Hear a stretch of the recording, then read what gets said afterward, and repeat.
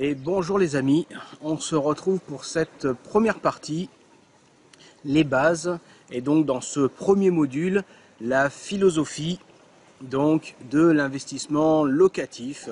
Donc dans cette vidéo, on va regarder un petit peu vers quoi il faut tendre et on va dire la philosophie générale de l'investissement immobilier. Qu'est-ce que j'attends de toi dans cette vidéo et quelles sont en gros les règles du jeu général et à quoi t'attendre avec cette formation. Donc déjà, règle de base, culture financière. C'est quelque chose qu'on n'apprend pas à l'école, mais il faut absolument que tu t'inculques ces bases, parce que sans ça, on ne peut pas bâtir quelque chose de solide si on n'a pas les bases. Donc c'est vraiment très important. Même si tu le connais, je t'invite à regarder donc cette vidéo, histoire de remettre une couche, comme ça au moins tu pourras bâtir quelque chose de solide. Donc, en culture financière, on n'apprend pas ça à l'école. On apprend beaucoup d'autres choses, comment être sage dans la société, comment être loyal, comment être un employé modèle, mais on ne t'apprend pas, si tu veux, les bases de l'éducation financière, et pour cause, si tout le monde connaissait les règles du jeu, bien évidemment, il n'y aurait que des gagnants. Et donc le but, c'est un petit peu que le système tourne. On verra ça un petit peu plus loin en détail. Mais déjà, il y a deux choses qu'il faut que tu connaisses absolument. Ça va être les termes d'actifs et de passifs. Pourquoi? Parce que ça doit aiguiller ton parcours futur, si ça ne l'est pas déjà. Il faut que tu comprennes vraiment comment ça marche. Donc, alors, culture financière, l'actif et le passif. Bon, alors on va dire que tout ce qui est actif, les actifs, ce sont les biens, ce sont les systèmes ou ce sont les produits qui génèrent de la richesse. Par exemple, un bien immobilier, tu vois, c'est un actif parce qu'il peut te générer des loyers. Un business rentable, j'en sais rien. Si tu as un bar, si tu as un restaurant, si ça te génère des bénéfices, c'est un actif aussi. Ça peut être des actions en bourse, si elles te versent un dividende. Ça peut être aussi un pommier que tu as dans ton jardin, qui te verse tous les ans des fruits, par exemple. Tu vois, donc tout ça, ce sont des actifs. Ça te génère de la richesse. Et le contraire, bien évidemment, tu me vois venir, ce sont les passifs. Et là, les passifs, ce sont des biens, ce sont des systèmes, ce sont des produits qui te coûtent de l'argent, ou alors qui te détruisent de la richesse. Donc ça peut être un bien consommable, par exemple une voiture, ça peut être un téléphone, ça peut être une caméra, ça peut être une table, ça te coûte en fait, d'accord? Sa destination au final, c'est la déchetterie, ou c'est le trou de chiottes, c'est ce que j'aime bien appeler ça comme ça, c'est-à-dire que c'est un bien qui est consommable, c'est un bien qui va être détruit. Voilà. Tu es un agent économique qui achète un bien qui va finir à la déchetterie ou qui va finir dans le trou des chiottes. Voilà, c'est ça un passif. Ça peut être aussi de l'énergie, des dépenses d'énergie, typiquement le gaz, le bois qui va brûler dans ta cheminée. Voilà, tout ça, l'énergie, c'est du passif aussi. Et enfin, on va dire en gros, ce sont les dettes. Ça peut être les dettes fiscales, les dettes bancaires, les dettes sociales. C'est de l'argent que tu dois, il va falloir payer. Et donc tout ça, ce sont des passifs, ce qu'on appelle en comptabilité. Donc déjà, tu as compris qu'il y avait ces deux ensembles économiques, l'actif d'un côté et le passif de l'autre. Donc si tu as le choix, si on te donne à choisir entre un actif et un passif, tu choisis quoi? Maintenant que je t'ai dit tout ça, la logique voudrait que tu choisisses bien évidemment un actif. Pourquoi? Parce que l'actif va générer de la richesse, va te donner de la richesse. Mais alors, si on sait ça, pourquoi la plupart du temps tu passes ta vie à acheter des passifs? Et tu regardes tout autour de toi, regarde tes parents, regarde tes amis, regarde tes voisins, voilà. Qu'est-ce qu'ils font tous? Ils s'achètent des passifs à longueur de vie, je dirais, jusqu'à ton lit de mort en fait. Donc il faut bien faire attention, il faut vraiment, et puis il faut comprendre vraiment ce que tu as besoin, les besoins, c'est ce qui est vital, et les désirs, tu vois. Bon, on va en parler un petit peu plus tard. Mais tu vois, si tu as de l'argent à dépenser, j'ai envie de te dire, investis-le plutôt dans de l'actif. Ça sera toujours mieux pour toi, ok? Et justement, comment on achète de l'actif ou comment on achète du passif? eh ben, tu as deux façons de financer tout ça. La première des façons, celle qui est la plus commune, hein, c'est ce qu'on te dit depuis que tu es gamin, hein, dans le circuit classique, il faut que tu ailles travailler. Ben, si tu travailles, donc tu vas créer de la richesse. Si tu crées de la richesse, tu vas pouvoir avoir de l'argent, et cet argent, tu vas pouvoir le convertir soit en actif, soit en passif. Donc après, c'est toi qui décides dans quoi tu investis. Soit tu investis dans un actif, soit dans un téléphone, dans une caméra, ou j'en sais rien. Ok? Mais tu as une autre possibilité, outre le travail, c'est l'emprunt. C'est-à-dire que tu peux demander à quelqu'un de te prêter de la richesse, toi, pour acheter un actif ou pour acheter un passif. Par exemple, une voiture. Tu peux demander à ta banque, par exemple, qu'elle te prête de l'argent pour acheter un passif, une voiture. Donc tu te rends compte que tu t'es tiré 2 balles dans le pied, là, par exemple, au niveau investissement. D'accord? Donc tu as deux possibilités, soit avec ton travail, soit avec le concours bancaire, ce qu'on appelle, c'est-à-dire en empruntant de l'argent. Ensuite, avec tout ça, comment est ta situation? Eh bien, on va imaginer, avec cet actif et ce passif, parce que tu as des dépenses qui sont obligatoires. Ok? Et donc, il va falloir analyser ta situation pour aller de l'avant. Donc, on va imaginer ta situation. On va faire de la plomberie, tu vois, on est un petit peu dans dans les appartements, dans les immeubles, dans le bâtiment. On va déjà se mettre un peu dans le bain, hein, comme dirait l'autre. Et qui dit bain, dit baignoire. Donc tu vas imaginer une baignoire. Et donc une baignoire, tu as une évacuation où l'eau sort et tu as un robinet où tu as l'eau qui rentre. Et on va imaginer que toi, en fait, ta situation, c'est la baignoire. Et donc la baignoire, il y a une façon de l'alimenter, c'est en ouvrant le robinet d'eau. Et on va dire que c'est les actifs, ça.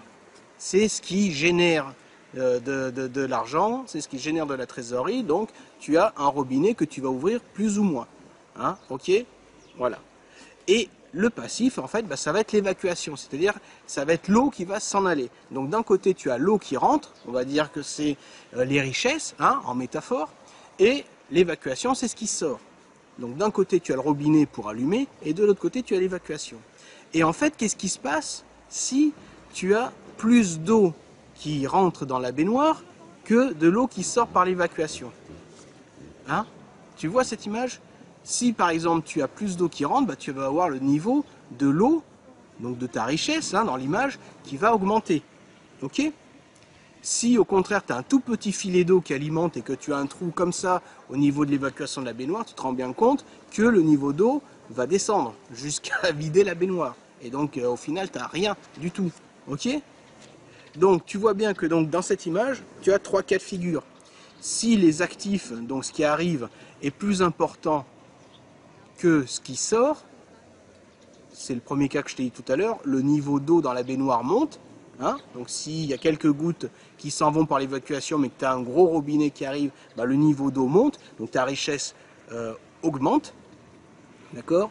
Si au contraire tu as un petit filet d'eau qui arrive et une grosse évacuation, bah là tu as ton niveau d'eau dans la baignoire qui baisse et donc finalement ta situation elle se dégrade parce que ta richesse diminue. Et si tu as le même débit d'eau à l'entrée qu'à la sortie, on va dire que le niveau ne bouge pas et donc tu es dans une situation qui stagne. Donc tu es dans 3 cas de figure. Soit ta richesse monte, soit ta richesse diminue, soit elle stagne. Et donc là il va falloir vraiment que tu comprennes ça et que tu tout de suite dans la minute qui vient que tu intègres ceci pour ta gestion au quotidien de ta richesse. Voilà, il faut que tu comprennes vraiment bien que tu as des actifs à acheter et que tu as des passifs aussi à acheter. Tu es obligé hein, d'avoir une note de chauffage, d'avoir une voiture, voilà. Mais après, c'est à toi de jouer sur ces robinets, et d'entrée et de sortie. Alors, quelles actions tu peux mettre en place? Eh ben, la première des choses, c'est la chasse au passif. C'est-à-dire que sur ton trou d'évacuation de la baignoire, bah, tu essaies de colmater au maximum. C'est la première des choses. Mais ça n'est pas magique et il y a une limite. Tu peux toujours essayer de gratter les passifs. À un moment, tu as une limite. C'est-à-dire que tu as quand même une facture d'électricité à payer, tu as quand même un téléphone à acheter, tu as quand même une voiture à avoir, et donc tu peux gratter, mais il y a une limite. Donc tu vas travailler d'abord sur tes passifs, hein, au quotidien, mais à un moment tu vas être bloqué, tu ne peux pas descendre plus bas. Par contre, tu avais le robinet d'eau, les actifs, hein, bah ça tu peux essayer de l'ouvrir, et ça, heureusement pour nous, il n'y a pas de limite. C'est-à-dire que tu peux mettre autant d'actifs que tu veux, te fournir en autant d'actifs que tu veux, il n'y a pas de limite. Donc la première des phases, c'est de limiter tes passifs, et la deuxième des phases, hein, une fois que tu as atteint ta limite, eh ben, c'est d'augmenter le débit, d'accord, d'augmenter ce qui rentre. Et donc ça, il n'y a aucune limite. Ok, donc ça, il faut vraiment que tu l'intègres bien, et on va dire, tu vois, un enfant de 6 ans peut comprendre cette stratégie, mais est-ce que tout le monde l'applique? Voilà, fais le tour autour de toi dans ton entourage, pas forcément. Mais ça, il va falloir que tu l'intègres dès aujourd'hui. Alors tu as bien compris que donc cette histoire d'actifs, de passifs, de travail et de richesse, bon, on va faire un classement. On va faire un classement et on va établir, moi, ce que j'appelle le podium du travail et de l'argent. Alors, le podium de l'argent et du travail, qu'est-ce que c'est? Ben, en fait, on va catégoriser les gens dans 3 types de catégories. Ça ressemble au quadrant de cash flow, hein, de Kiyosaki. Donc, en bas, toi, comme tu as un podium, tu as 3 places. Tu as les meilleurs en haut, le numéro 1, numéro 2 et numéro 3 sur le podium. Ben, on va dire que le numéro 3 sur le podium, donc tout en bas, qu'est-ce que c'est? La 3e place, on va dire que c'est le travailleur. Le travailleur qui peut être en passant soit un travailleur salarié, c'est-à-dire qui a un contrat de travail et qui aura tous les mois la même paye, hein, si tu veux, ben, on va dire qu'il va être sur cette 3e marche. Tu as aussi le travailleur, ce qu'on appelle indépendant. Donc un travailleur indépendant, il n'est pas salarié, la plupart du temps en fait il peut être par exemple un médecin, ça peut être un avocat, ça peut être un dentiste, ben, c'est la même chose, c'est un travailleur, on dit mais c'est un travailleur indépendant. On dit travailleur non salarié par exemple. Ben, ils font tous les deux partie de cette même catégorie. On va dire que la différence entre le travailleur salarié et le travailleur indépendant, ça va être au taux horaire de salaire. Par exemple, un ouvrier va travailler à un taux horaire du SMIC, un médecin, par exemple, il peut travailler à 10 fois le SMIC, en taux horaire, par exemple. Mais ce sont des travailleurs. C'est-à-dire, quelle est la caractéristique du travailleur? C'est que lui, il échange son temps contre de l'argent. C'est-à-dire qu'il a un taux horaire. Hein, s'il passe 1 heure à travailler, ben, il aura tant d'argent. Voilà, c'est ça qui caractérise le travailleur. Tu vois, j'avais vu sur un des forums, quelqu'un utiliser le terme de prolétaire. Donc le terme de prolétaire, c'est quelque chose de vraiment très dégradant, mais il faut vraiment bien que tu comprennes parce que je me suis rendu compte que peu de gens la connaissent. Hein, tu sais, le prolétaire, en fait, c'est un terme qui est utilisé par les hautes castes en parlant des petites castes. Ça, faut vraiment que tu le comprennes.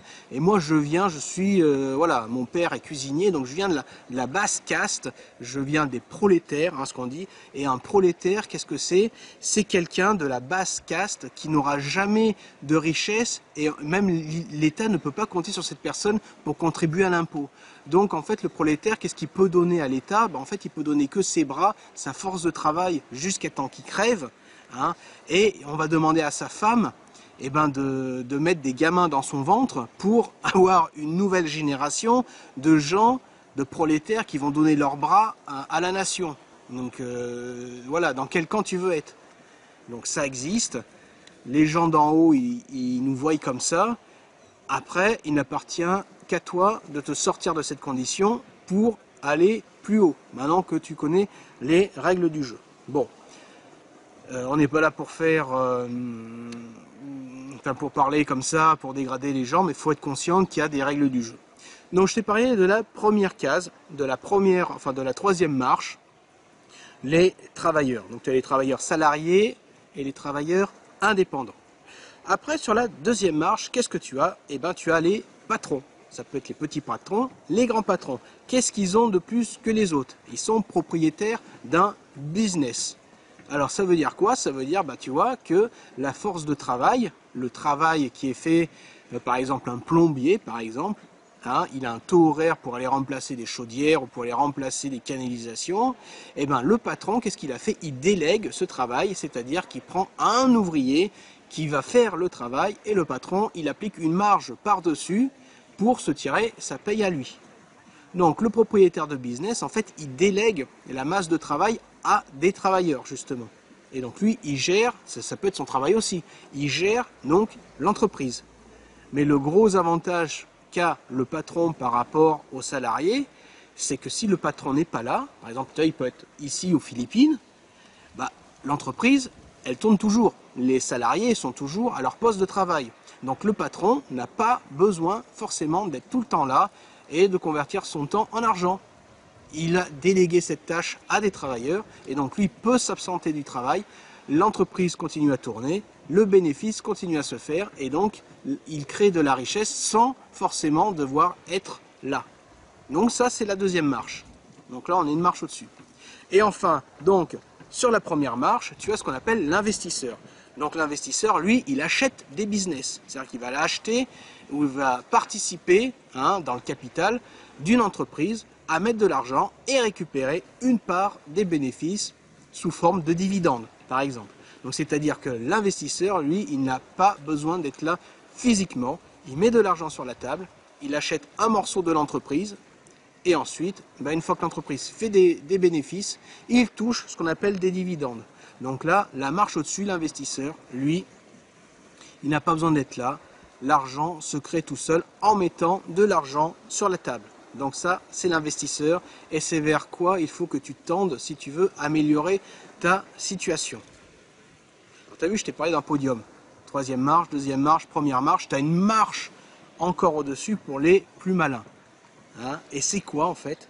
Toi, je t'ai dit que l'investisseur est posé son argent sur la table pour prendre des morceaux d'entreprise, des parts, pour pouvoir toucher des dividendes. En fait, l'investisseur malin, comme nous, ça va être celui qui va investir dans l'immobilier. Pourquoi? Parce qu'en fait, il ne va pas jouer avec son argent, il ne va pas poser son argent sur la table. Et c'est ça qu'il faut que tu comprennes si tu fais des investissements en immobilier rentable, c'est-à-dire que tu vas poser l'argent de quelqu'un d'autre sur la table. Par contre, c'est toi qui vas encaisser les loyers, c'est toi qui vas encaisser les richesses. Et donc là, en l'occurrence, tu vas jouer avec l'argent des autres, avec l'argent de la banque. Donc tu es encore plus malin que les trois que je viens de décrire. D'accord? Donc l'investisseur immobilier rentable, lui, il va jouer avec l'argent de la banque. Alors, si on récapitule, tu as tout en bas donc le travailleur qui peut être soit salarié, soit indépendant. Lui, il travaille pour échanger son temps contre de l'argent. Intègre-le bien. Le patron, lui, il a son entreprise qui travaille pour lui. Et l'investisseur, c'est son argent qui travaille pour lui pour refaire de l'argent. Et au-dessus, tu as toi. Le but ultime donc, de cette formation, c'est que toi, en fait, tu deviens l'investisseur IMO Club des Rentiers qui va faire travailler l'argent de la banque pour lui et garder donc la richesse. Ok? Bon, j'espère que tu as vraiment bien compris tout ça. Tu le connaissais peut-être, mais c'est vraiment très très important de vraiment comprendre comment marchent les choses, de comprendre les règles du jeu. Une fois que tu as compris les règles du jeu, tu as plus de chances de gagner. Sinon, tu peux avoir plus de chances de perdre en fait. Quand on ne connaît pas les règles du jeu et qu'on joue, si tu tires les dés et que tu ne sais pas quoi faire, tu as plus de chances de perdre. Donc c'est vraiment très très important. Et si tu n'as pas tout compris, je t'invite à re-regarder cette vidéo pour vraiment bien intégrer. Et il faut que ce soit ta nouvelle religion. Voilà, il faut que ce soit ta nouvelle religion. Ok? Allez, on va avancer un petit peu donc dans cette vidéo. Et là maintenant j'ai envie de te parler donc d'une confusion. La plupart des gens confondent ça et ont donc une mauvaise cible. Parce que si tu cibles quelque chose qui est un mirage, tu n'as aucune chance de l'atteindre. Et il y a beaucoup de gens qui confondent argent, et donc leur cible c'est l'argent, et la richesse. Alors l'argent et la richesse, ça peut se ressembler, c'est peut-être cousin, mais ça n'est pas la même chose. Mince, petit accident technique. Alors, il faut bien que tu comprennes que l'argent, c'est un moyen. Un moyen, c'est un véhicule, en somme. Ce n'est pas une fin en soi. Donc l'argent, c'est sympa, mais ça n'est pas une fin. D'accord? L'argent, il existe sous plusieurs formes. Ça peut être de l'argent papier, par exemple les billets de banque, hein, typiquement les pièces de monnaie, mais ça peut être un solde comptable sur ton banque, ce qu'on appelle de l'argent scriptural à ce moment-là. Et donc, cet argent scriptural, celui que tu as sur ton compte, il n'existe pas. Ce sont que des chiffres en bas de ton relevé de compte. Cet argent, il n'existe que le jour où il y a une transaction, c'est-à-dire que tu as un compte qui débite et un compte qui crédite. Ben, c'est ce qu'on appelle la transaction, et l'argent, quand il passe d'un compte à l'autre, c'est là où il existe. Mais sinon, tant qu'il reste qu'un solde sur un bout de papier, ben en fait, ton argent, c'est l'enveloppe que tu reçois tous les mois dans ta boîte aux lettres qui t'indique ton solde. C'est ça ton argent. Hein? Ou alors c'est une carte bleue, c'est un bout de plastique. Tu comprends? Donc il ne faut pas te rendre malade pour ça. Il faut vraiment utiliser ce système pour pouvoir te créer de la richesse. Et c'est ça qui est important, c'est pas l'argent. L'argent, c'est juste un moyen de pouvoir faire des choses, de pouvoir t'émanciper, mais ça n'est pas une fin en soi. Ce qui compte, c'est la richesse, c'est de te constituer un patrimoine et de te constituer donc de la richesse. La richesse, c'est ce qui pèse. La richesse, c'est ce qui a de la valeur et c'est ce que tu peux convertir à tout moment en matériel, en service, en ce que tu veux qui te fait plaisir. Hein, par exemple, l'argent, avant on était en francs, en France. Bah, si tu retrouves des billets de banque qui sont en francs dans le grenier que ta grand-mère avait mis de côté, par exemple, ça ne vaut plus rien aujourd'hui. Donc ta grand-mère, elle s'est rendue malade toute sa vie, peut-être pour les mettre de côté, elle n'en a pas profité, bah, tu vois que l'argent n'a plus de valeur parce que l'État a décrété que le franc n'avait plus de valeur et qu'aujourd'hui c'est en euros. Voilà, chaque pays a une monnaie, c'est un décret hein, qui est établi par le gouvernement pour dire que voilà, dans tel pays on utilise telle monnaie, voilà, tel argent. Donc il ne faut pas que tu te rendes malade pour ça, tu comprends? Il faut viser plus la richesse, ok? La monnaie, de toute façon, on dit c'est une monnaie d'échange. Hein. Ça sert à faciliter les échanges et les transactions pour l'économie. C'est pour donner du travail aux gens. Voilà, ça sert à ça. Hein. C'est pour faire du business, l'argent. Sans argent, bah, tu ne peux pas faire de business. Tu as un mec qui vend quelque chose, tu en as un qui en a besoin, mais qui a autre chose, et ils font du troc. Par exemple, j'échange des carottes contre un habit, par exemple. Mais si le vendeur de carottes il a déjà un habit, bah, il va se dire bah non, j'ai pas besoin de ton habit, donc je te vends pas les carottes. Donc l'échange ne se fait pas, d'accord? Donc la monnaie, elle a l'avantage que si toi tu as un habit que tu veux échanger, si la personne ça lui plaît pas, tu peux échanger un billet et avec le billet, le marchand de carottes pourra s'acheter ce qu'il veut. C'est pour faciliter les échanges, la monnaie, d'accord? Ça sert à ça. Donc je vais te parler un petit peu plus, il faut vraiment que tu comprennes le système et les règles du jeu. Hein, je vais t'expliquer un petit peu.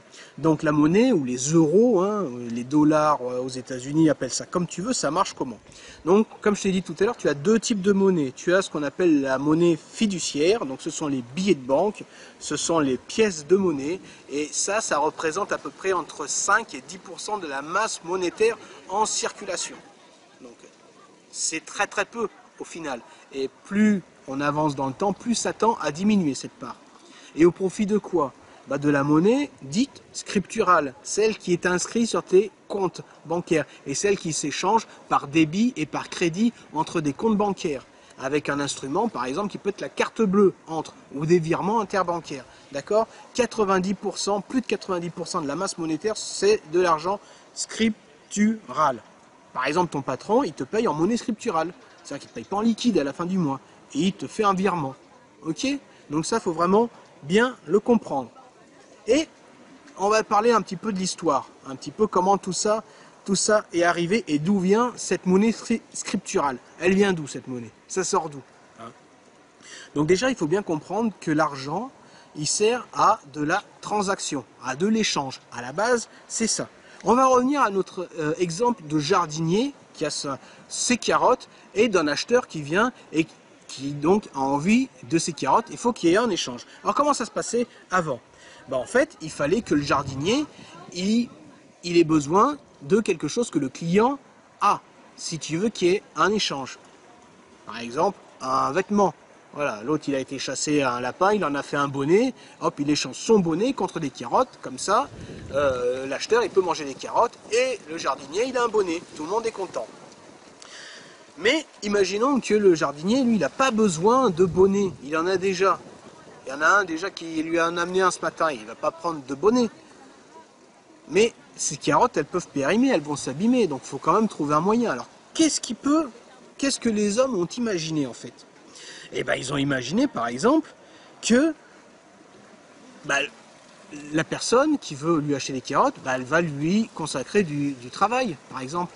Et il va peut-être proposer, bon, bah, je n'ai rien qui t'intéresse, par contre, le jardinier peut dire, bah, écoute, tu vois, là, les 10 mètres carrés de terrain qui sont là, bah, si tu veux des carottes, bah, tu vas aller labourer la terre, comme ça, moi, je pourrais semer des carottes et j'aurai 10 fois plus de carottes après. Donc, si tu veux ma botte de carottes, tu vas labourer 10 mètres carrés de terrain, donc ton travail, tu vas passer 1 heure à labourer, donc le travail, le temps, tu vois le truc. Et donc là, il y a un échange. Je t'échange de la marchandise contre du temps, contre du travail. Et le troc arrive à se faire, l'échange se fait et il y a de l'économie. Alors imaginons qu'on est à l'automne et que ça ne sert à rien de labourer le terrain par exemple. Ah merde, comment on fait? Et bien là, on peut imaginer une troisième personne qui arrive dans le jeu. Parce que là, le jardinier, ça ne l'intéresse pas de donner des carottes contre un terrain labouré qui ne servira à rien parce qu'on ne peut pas semer. Les graines, elles vont crever. Donc on fait intervenir un autre agent économique, par exemple. Ça peut être le bûcheron. Parce que là, on arrive à l'automne, il faut avoir du bois pour chauffer. Donc peut-être que l'acheteur, il va aller chez le bûcheron travailler, il va récupérer en échange de son travail du bois, et après ce bois, il va venir l'amener au vendeur de carottes pour avoir des carottes. D'accord? Donc il y a eu un échange avec plusieurs personnes. Tu vois que c'est en train de se complexifier. Mais en fait, ce qu'il faut que tu comprennes, c'est qu'à la base, pour qu'il y ait une transaction, il faut qu'il y ait un accord entre les deux personnes. Ça peut être un accord moral ou un accord écrit, ce qu'on appelle un contrat. Et on se rend compte qu'au final, toujours, pour avoir des carottes, la personne en face est obligée de passer du temps. Donc le temps, c'est comme de l'argent. Tu comprends? Et ça se repose sur de la confiance. Et tu vois que si on avance dans le système, on se rend compte que la personne qui voulait donc les carottes, il n'y a peut-être pas de bûcheron dans les parages. Et donc le seul moyen, c'est de dire, par exemple, au vendeur de carottes, écoute, là ça va être l'automne, ça sert à rien de labourer, par contre au printemps, je te promets que je viendrai labourer. Et donc là on va décaler, on va tenir une comptabilité. C'est-à-dire que là on va noter dans un registre, ok, je te donne des carottes aujourd'hui, parce qu'elles vont pourrir, elles vont pas passer l'hiver, mais je tiens une comptabilité, tu me devras 1 heure de travail l'année prochaine. Et donc en fait l'argent il est venu comme ça. En fait l'argent c'est un principe d'économie, c'est une comptabilité que les gens tenaient entre eux, et au final l'argent c'est une dette. Tu comprends? C'est une dette, et un billet de banque c'est une dette. En fait un billet de banque c'est un titre qui dit que contre ce billet, si tu reviens à ta banque, elle te l'échange contre de la richesse. Voilà, avec 20 euros, si tu retournes à la banque, elle te l'échange contre 20 euros elle te doit 20 euros la banque. Donc autant pour toi, un billet de banque c'est un actif, pour la banque c'est un passif. En fait, quand elle émet 20 euros, elle a une dette de 20 euros envers un client. C'est-à-dire que si quelqu'un vient avec 20 euros, la banque elle te monte ton solde de monnaie scripturale sur ton compte de 20 euros. C'est une reconnaissance de dette. Donc ce qu'il faut bien que tu comprennes, c'est que l'argent c'est de la dette et que c'est un... Tu viens de comprendre en fait un peu la règle du jeu. En fait l'argent c'est du stockage de travail. L'argent ça sert à stocker du travail. Ton patron quand il te paye le stock de travail que tu lui as amené pendant un mois. Donc ça il faut bien que tu le comprennes. Et donc comme c'est une comptabilité qui est très très lourde, là tu vois qu'il y a 3-4 personnages, tu arrives encore à gérer. Tu me dois 1 heure ici, tu viendras me faire ça, tu viendras me nettoyer ici, tu viendras m'aider à changer les tuiles. Bon, à l'échelle d'un petit village, ça peut le faire. Mais dès que tu vas prendre un grand système, ça n'est plus possible. Et donc on va utiliser ce qu'on appelle une monnaie qui sera convertible pour tout le monde. Et à l'échelle d'un pays, je t'ai dit, un pays peut dire par décret, voilà, dans ce pays, tous les échanges se feront dans cette monnaie. Comme ça, en plus, on pourra mettre la fiscalité dessus, en prendre une partie pour l'État, pour le pays. Et donc, chaque pays a sa monnaie et tout est convertible dans cette monnaie. Donc, on ne s'embêtera plus à faire du troc. C'est-à-dire que la personne qui, elle a un habit qui veut l'échanger contre des carottes, elle vendra son habit, elle aura de l'argent, et cet argent, elle va le donner au vendeur de carottes, et donc la transaction, elle se fera tout dans la monnaie. Et donc l'argent, à la base, fallait qu'il ait une certaine valeur aussi. Parce que imaginons que tu dises, allez, la monnaie, ça va être des cailloux. Bon, tu comprends bien que s'il suffit de ramasser des cailloux pour avoir des carottes, bon, à un moment, le système, c'est pas viable. Hein, d'accord? Donc, les premières monnaies, ça a été ce qu'on appelle les monnaies métalliques, les monnaies précieuses. Donc, on s'est changé du métal. Hein, typiquement, c'était l'or, c'était l'argent, ça peut être le cuivre, ça peut être, voilà, ce sont des métaux rares et qui ont une valeur et qu'on peut convertir en richesse, hein, c'est-à-dire l'or, bon, on peut en faire des bijoux par exemple, d'accord? Tout le monde en voulait. Donc, on a commencé avec des monnaies métalliques.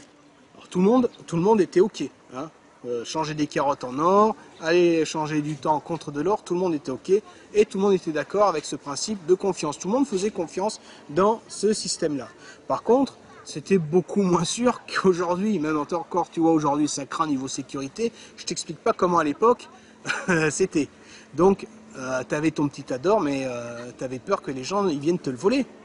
Et donc toute la richesse, tout le travail que tu as accumulé, il part dans les poches d'un brigand. Donc les gens, bah, qu'est-ce qu'ils ont fait?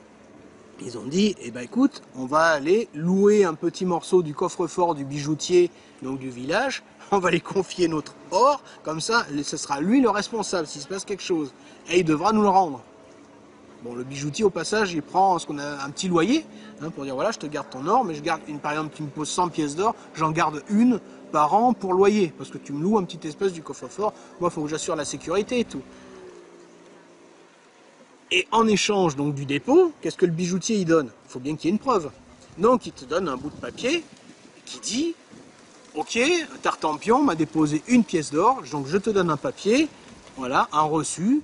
Donc c'est-à-dire que si tu reviens avec ce reçu, bah, je te redonne ta pièce d'or. Tu comprends? Alors c'est ça, là on va commencer à aller beaucoup plus loin, tu vas comprendre un petit peu le système bancaire. Ce qui en découle de ça. Après, quand tu as besoin de ta pièce d'or pour aller changer, j'en sais rien, pour aller acheter des carottes, ben, ce qu'ils ont fait les gens, c'était chiant parce que le bijoutier, il ouvrait, il était un peu fonctionnaire, il ouvrait pas tout le temps à heure fixe et tout. Ben, les gens, ils se sont mis à échanger entre eux ben, les reçus. Ils ont dit, bah écoute, là je vais pas aller voir le bijoutier pour récupérer ma pièce d'or, je vais te donner le reçu. Et c'est-à-dire que si tu veux qu'on échange, je vais prendre tes carottes, je vais te donner le reçu, et toi tu pourras aller voir le bijoutier, et lui, il te rendra donc la pièce d'or contre le reçu. Tu vois, on commence à avoir de la monnaie papier qui circule. Et donc le gars, une fois qu'il a vendu les carottes, ben, il a ce papier, il a ce reçu, mais lui il a besoin de boîte de chauffage par exemple, que je t'avais dit tout à l'heure. Ben, il va voir le bûcheron, mais c'est pareil, il faut qu'il aille voir le bijoutier, c'est lourd, il faut faire la queue, il n'est pas là, il travaille pas, il est en vacances aux Philippines, le gars. Bon, alors qu'est-ce qu'il fait? Il va voir le bûcheron, il dit, bah écoute, je vais te prendre du bois, et tiens, je te donne un reçu qui vaut une pièce d'or, et si tu iras chercher ta pièce d'or chez le bijoutier, contre ce reçu. Et au final, bah, les gens, ils ont trouvé ça beaucoup plus pratique de s'échanger ces reçus. Et le bijoutier, qu'est-ce qu'il a constaté, lui? Il a constaté que personne ne réclamait les pièces d'or, et que les gens, entre eux, ils s'échangeaient les reçus. Et il avait très très peu de retrait finalement. Et au contraire, les gens qui avaient de la richesse, ils venaient de plus en plus les lui confier. Et ben le bijoutier, il est pas con, il a dit, toi, c'est comme quand tu as un pote qui part en vacances pendant 2 ans, par exemple, et qui dit, putain, Alex, je m'en vais pendant 2 ans, est-ce que tu peux garder ma voiture? Et tu dis, putain, la voiture, elle va s'abîmer si on la conduit pas et tout. Ben, le gars, il dit, bah écoute, tu n'auras qu'à l'utiliser si tu veux, il n'y a pas de problème. De toute façon, je m'en servirai pas. Bah, le gars, s'il est pas con, il dit, bah écoute, bah, la voiture, je la mets sur Drivey et puis elle va me faire de l'argent. Comme toi, tu n'en as pas besoin, hein, et vu qu'elle va s'abîmer si on l'utilise pas, je vais la louer et je vais récupérer l'argent. Bah, en fait, le bijoutier, il a fait pareil. Les pièces d'or qui restaient, que personne récupérait, parce qu'il s'est changé les bouts de papier, bah, le mec, il disait, bah écoute, tiens, tu as besoin d'une maison, tu as besoin de 10 pièces d'or, je te prête 10 pièces d'or, tu me les rends dans 2 ans, par exemple, et tu me rendras 11. Avec une pièce d'or en plus, ça fera les intérêts. De toute façon, les mecs, ils viennent pas récupérer l'or, donc ça va. Et le bijoutier, il s'est enrichi comme ça. Il s'est beaucoup enrichi comme ça. Mais il y a des bijoutiers qui ont été beaucoup plus mal inclus et qui ont dit, bah écoute, aidant, je peux prêter l'argent des autres qui viennent pas le réclamer, mais imaginons que j'émette des reçus, alors que j'ai pas l'or en coffre-fort, vu que personne vient le récupérer d'or contre les reçus. Et là, on arrive dans le système bancaire. C'est-à-dire que les banques, elles émettent de la monnaie qu'elles n'ont pas en coffre-fort ou dans leurs fonds propres. tu as des textes de loi en fait qui autorisent les banques donc à émettre de la monnaie qu'elles n'ont pas sous la protection de la banque centrale. C'est la banque centrale qui donne l'autorisation d'émettre de la monnaie. Et donc cette monnaie scripturale, en fait, ce que je t'expliquais tout à l'heure, son origine, c'est que c'est de l'argent, et je te l'ai dit, l'argent c'est de la dette, c'est de l'argent dette qui est issu de prêts bancaires qui ont été faits à la banque. C'est-à-dire que quand tu vas acheter un immeuble à 1 million d'euros, ben en fait la banque, elle ne va pas chercher 1 million d'euros sur les comptes qui ne servent pas, par exemple de ta grand-mère, plus le compte de la concierge et du voisin du dessus. Non, c'est de l'argent qui est créé ex nihilo, ce qu'on appelle, c'est-à-dire qui est créé de rien du tout, avec l'autorisation de la banque centrale, et donc l'argent il ne sort de nulle part. Ça, il faut bien que tu le comprennes. Donc l'argent, tu n'as plus qu'à appuyer sur un ordinateur, un bouton d'ordinateur, et le banquier te crée l'argent de rien du tout. Bon. Comme je t'ai dit, il faut avoir des fonds propres. Donc, le principe de la banque, c'est quand même de collecter de l'argent. Ça donne l'illusion qu'elle va prêter l'argent des autres parce qu'elle est tout le temps en train de rechercher des fonds. Là, la première chose qu'un banquier fait, c'est de collecter de l'argent pour pouvoir avoir des fonds propres et pour pouvoir démultiplier. C'est-à-dire que quand la banque elle a collecté 100 euros, par exemple, bah, elle est en capacité, sur le papier, de pouvoir prêter jusqu'à 10 fois ce qu'elle a collecté. Donc, elle peut prêter par derrière 1000 euros. Ok ? C'est pour ça qu'on a l'impression que la banque a toujours besoin d'argent, mais en fait c'est pour augmenter sa capacité à créer de la monnaie avec des fonds propres toujours plus élevés. Donc tu comprends bien? C'est magique. Ce que je t'explique, c'est de la magie. Ok? Donc la banque, elle veut toujours collecter pour pouvoir prêter encore plus de l'argent qu'elle n'a pas. C'est la magie de la création monétaire. Ça, il faut bien que tu le comprennes. Donc, nous, on peut en profiter de ça en investissement dans l'immobilier. C'est-à-dire que tu vas demander à la banque de te créer de l'argent pour toi. C'est magique. Il faut bien que tu comprennes que c'est magique, c'est open bar. Mais bon, la banque, elle peut créer cet argent, elle va jouer, mais elle ne va pas jouer avec n'importe qui. Ça, il faut bien que tu comprennes. Donc, pour résumer, c'est open bar. La banque, avec l'édition d'un contrat de prêt. C'est-à-dire qu'elle va émettre un papier, contrat de prêt, à un tour de magie, ça se transforme en cash sur ton compte. Tu vas pouvoir acheter un immeuble, après une voiture, ce que tu veux. C'est magique la création, l'argent vient de nulle part. Et c'est un petit peu le banquier et le bailleur, c'est un peu le même combat. Parce que toi, c'est aussi magique. C'est magique pourquoi? Parce que tu es propriétaire, parce que tu as signé un papier, donc là c'est pas un contrat de prêt, mais c'est un acte authentique chez le notaire. Tu vas chez le notaire, tu signes un papier, qu'est-ce qui se passe? Tu deviens propriétaire d'un bien, et ce qui te donne le droit d'encaisser des loyers. C'est-à-dire que si tu fais un achat, investissement immobilier, locatif, rentable, tu ne mets rien sur la table, tu n'avances pas de fonds, tu signes un paplard chez le notaire, et ça te donne le droit, ça te donne un titre, pour pouvoir récupérer de l'argent auprès de ton locataire. Donc la philosophie, c'est quoi? C'est de profiter donc de l'argent de la banque pour emprunter et acheter un bien rentable que tu vas mettre ensuite sur le marché locatif pour pouvoir encaisser des loyers et rembourser la banque en payant tous les frais accessoires, c'est-à-dire le crédit, bien évidemment, les charges et les impôts, et ça va te dégager ce qu'on appelle un cash flow. Donc si ton bien est rentable, ça veut dire un surplus, tu auras un petit peu plus d'argent, et ça va te permettre de pouvoir enchaîner les biens. Voilà, tu vas pouvoir continuer à acheter. Donc la philosophie, ça consiste à te constituer donc un patrimoine qui sera payé par le travail des autres, donc en l'espèce le locataire. Les règles, comme je t'ai dit, elles ne sont pas justes, mais c'est les règles du jeu, c'est comme ça. Donc soit tu veux jouer, soit tu veux pas jouer, mais de toute façon, si tu ne joues pas, les autres joueront à ta place. Et il faut vraiment bien comprendre les règles du jeu si tu ne veux pas perdre à ce jeu. Depuis que tu es né, on t'a mis les dés dans la main, tu es content ou pas content, tu es né, tu es dans ce pays, tu es sur cette terre, ça marche comme ça, d'accord? Donc il faut que tu comprennes ces règles du jeu pour que tu puisses jouer. Donc pour récapituler, il faut que tu achètes un bien immobilier avec l'argent de la banque. Il va falloir que tu choisisses très bien ce bien pour qu'il ait du potentiel et pour que tu puisses encaisser un loyer qui sera plus important que ton crédit, qui pourra payer donc les charges qui sont générées par ce bien, les impôts et le crédit. Et il te restera un petit quelque chose en plus, c'est ce qu'on appelle le cash flow, un peu d'argent de poche. Et si tu arrives à enchaîner les biens, bah, ce petit cash flow, plus ce petit cash flow, plus ce petit cash flow, et ben ça te fait des revenus complémentaires qui peuvent au final, sur la quantité, et ben se substituer à ton revenu de travail. Et donc, voilà, devenir rentier, profiter de tout ça. Ok? Est-ce que tu connais un produit financier, donc comme tu vas chez le banquier, hein, au lieu qu'il te fasse le contrat de prêt, hein, est-ce que tu connais un autre produit qui est capable de faire ça? Parce que là, je récapitule. Mais l'investissement immobilier locatif rentable, hein, type club des rentiers, c'est quoi? Tu vas chez le banquier, le banquier, il t'édite un contrat de prêt, tu signes, pour 20 ans par exemple, c'est-à-dire que dans 20 ans, tu auras un bien payé cash. Dans 20 ans, il est à toi. Il est déjà à toi, mais il sera payé cash, tu ne dois plus rien à personne. Ok? Et en attendant, si tu as bien fait les choses, tu as du cash flow, tu as, on va dire, un petit peu d'argent de poche pour attendre. Donc tu te crées un patrimoine sur le dos des autres. Tu sais que dans 20 ans, tu auras un appart. C'est comme si tu programmais un héritage. Tu prends ton agenda, tu dis, bon, bah, dans 20 ans, j'hérite d'un appartement ici que je viens d'acheter en signant un truc. Et en attendant, je vais avoir 100 balles qui tombent tous les mois pour patienter. Est-ce que tu connais un autre produit financier où quand tu vas voir le banquier, tu ressors du bureau du banquier et tu as un petit dividende qui tombe tous les mois et que tu as un capital qui se crée instantanément pour dans 20 ans? Moi, je n'en connais pas.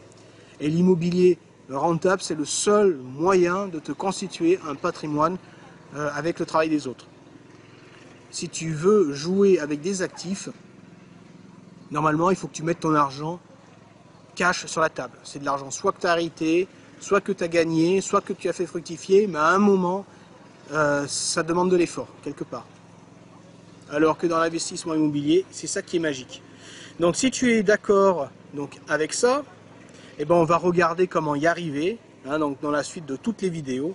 Et moi, je vais te montrer un petit peu toutes les ficelles pour arriver à concrétiser ça. Et donc, je t'invite à suivre donc les prochaines vidéos.